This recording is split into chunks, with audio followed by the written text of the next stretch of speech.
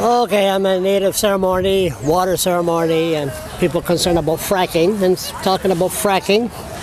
And what's your name? David Coon. Listen, I was surprised, but it's nothing really important because I don't remember the woman's name. Who's that woman that said she supported fracking? Brittany? Bethany.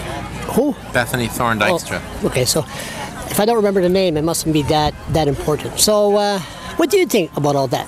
Now, she give you a little shot in the back there? Yeah, well, I don't know. I don't understand where she's coming from. Does she? How many people in her group? I don't know that either. No. Not very many.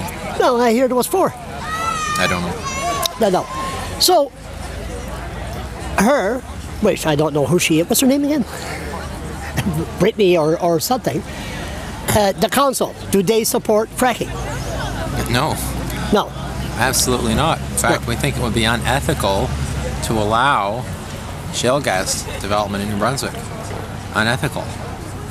Because it's impossible to do this safely, even with the very best regulations you might think about. We've learned that from the experience of a lot of different communities, a lot of different families throughout the United States, where this has been going on now, for 8 or 9 years maybe at the most. So there's quite a bit of experience. And excuse me 1 minute. Maybe that woman we're talking about, she's full of it. Maybe she could use that. No, I'm just having a joke here. Okay, I'm sorry. So go ahead. Right, and people also don't want to see their rural communities ruined by the kind of industrialization this brings, right? Because when you bring this in, one of the clear things that happens is it totally transforms the rural community into a real kind of industrial landscape, and no one wants that. So the third thing I would add to that is this is a fossil fuel. So why would we want to produce more fossil fuels when everyone knows we're supposed to be using less and less fossil fuels, because we're now in the grip of global warming, and we've seen the consequences here in New Brunswick last December. All the floods, the rain, the storm surges, unbelievable. I interviewed Tom Alexander. He's the head one of shale gas. I told him, why not wait 15, 20 years till we had maybe better... I watched that video. Did you watch it?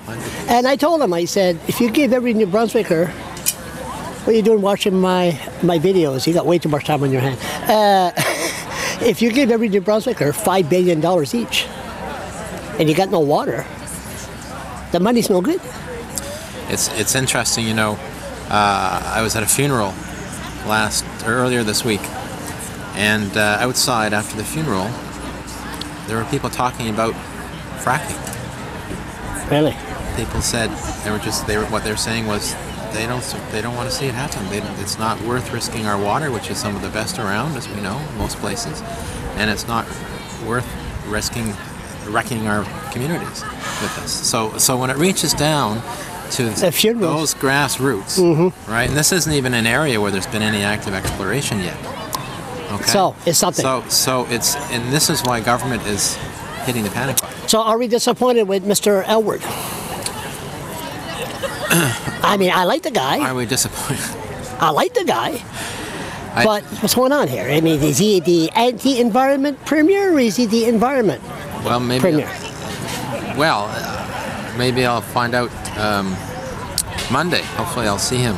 Why? Because I'm going to be going to the annual meeting of the New England governors and Eastern Canadian premiers. Oh my God, last time I went there, they almost arrested me. Okay. So it's the 5 premiers from Quebec East. Where are they? Moncton?